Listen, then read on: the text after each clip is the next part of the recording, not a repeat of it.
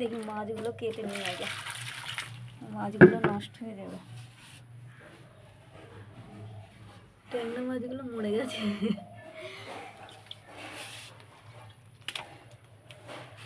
এখনো নড়ছে অল্প অল্প।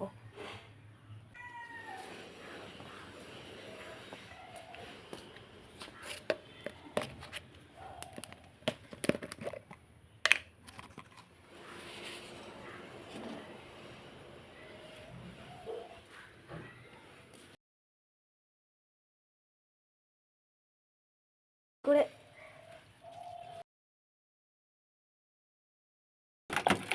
আমি এই যে লবণ মাখিয়ে রেখে দিলাম, এই কুটোটার মধ্যে লবণ মাখিয়ে রেখে দিলাম।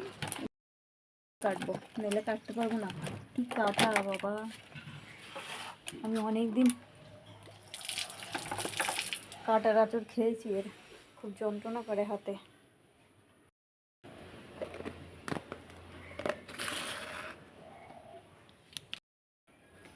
এই পেঁপে গাছটা কদিন ধরে যা বৃষ্টি হলো, এই বৃষ্টির জল পেয়ে পেঁপে গাছটা একদম খুব তাড়াতাড়ি বড় হয়ে গেল।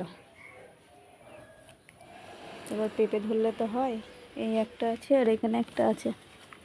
এই যে নীলকণ্ঠ গাছ, এই গাছগুলো বেয়ে উঠে ঝোড় হয়ে গেল এই জায়গাটা। বেগুনের চারা একটা হয়েছে, আর ওইটা সেদিন আমার শাশুড়ি লাগিয়ে রেখে গেছে, একটা পাতা বার হয়েছে। আর এটা ভালোই হয়েছে, এবার বেগুন ধরলে হয়। টুকটাক গাছগুলো লাগানো হয়েছে। চলো তোমাদের একটা জিনিস দেখাই। এটা কি গাছ দেখতে পাচ্ছ, চিনতে পারছো? এটা হলুদ গাছ, তাই না? কিন্তু হলুদ গাছের হলুদ তো হলুদ হবে, কিন্তু এর হলুদ হয়েছে সবুজ। এই দেখো, সবুজ হলুদ। দেখেছো কখনো সবুজ হলুদ? এর থেকে হলুদ যখন তুলবো তখন দেখাবো।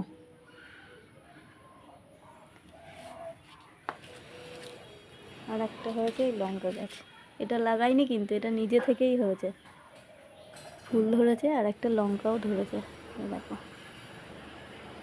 একটা লঙ্কা ধরেছে।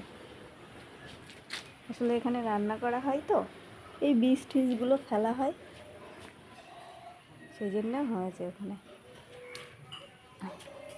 এই উনুনটাই রান্না হচ্ছে, আগে ওই জায়গাটাই উনুন ছিল, দেখো বন্ধ করে দিয়েছি উনুনটা, কেননা ভিজে জল উঠে গেছিলো সেই জন্য। আর এই গাছটা একটু তোমাদের দেখাই, এই যে এই গাছটা দেখো কত বড়।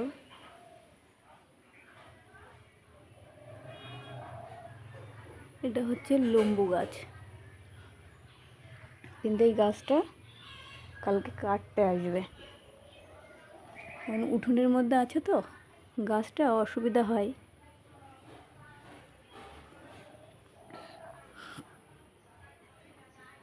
অনেক বড় গাছটা, জানো তো বন্ধুরা, এই গাছটার না একটা কাহিনী আছে।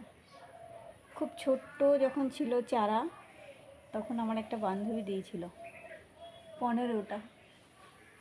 সেই 15টা চারার মধ্যে এই একটা চারা এই এত বড় গাছ হয়েছে। কিন্তু এই চারাটা, আরগুলো সব মরে গেছে, কিন্তু এইটাই বাড়ির মধ্যে ছিল বলেই এটা গাছটা বড় হয়ে উঠতে পেরেছে। কিন্তু এটা বিক্রি করে দিতে হলো একটু প্রয়োজনে, এছাড়া আর উপায় নেই। খুব খারাপ লাগছে, গাছটা বেচার ইচ্ছে ছিল না।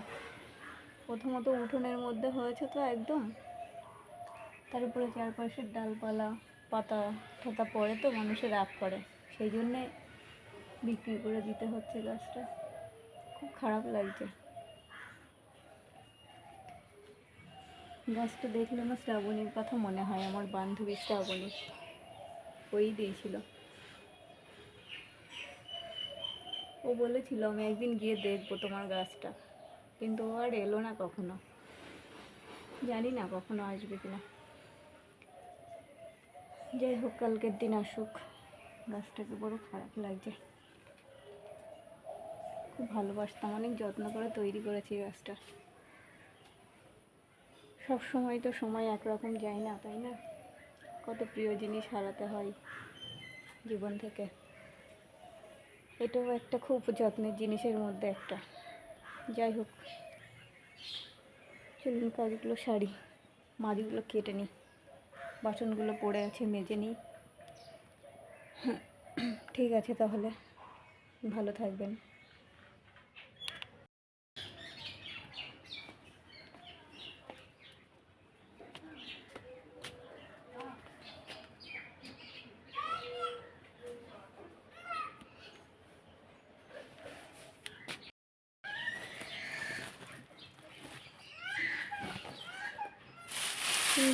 শুকিয়ে গেছে আলুগুলো।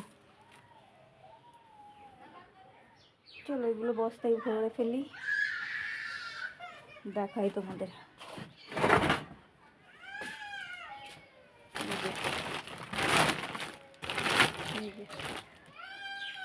এগুলো সমস্তই আঁশ।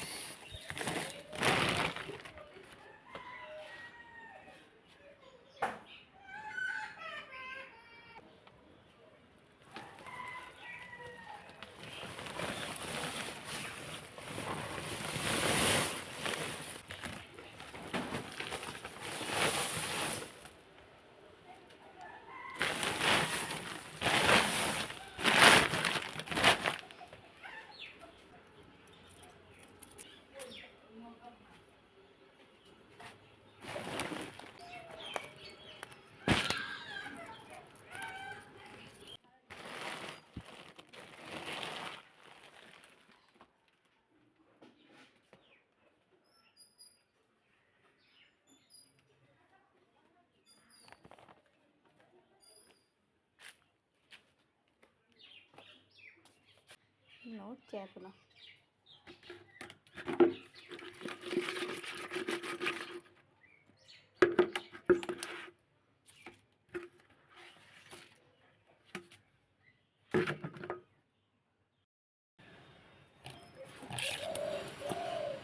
হয়ে গেছে মাছগুলো কাটা, এবার হবে রান্না।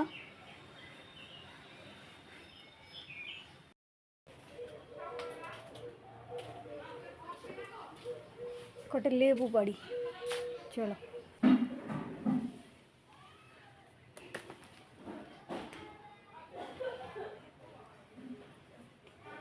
নেবে একজন,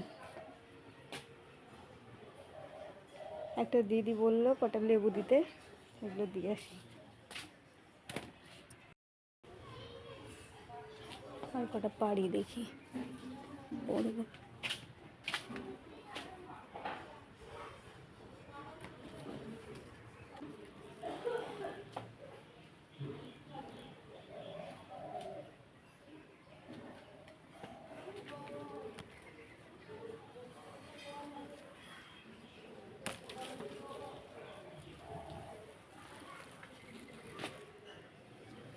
এই লেবুগুলো সব দাগ হয়ে গেছে।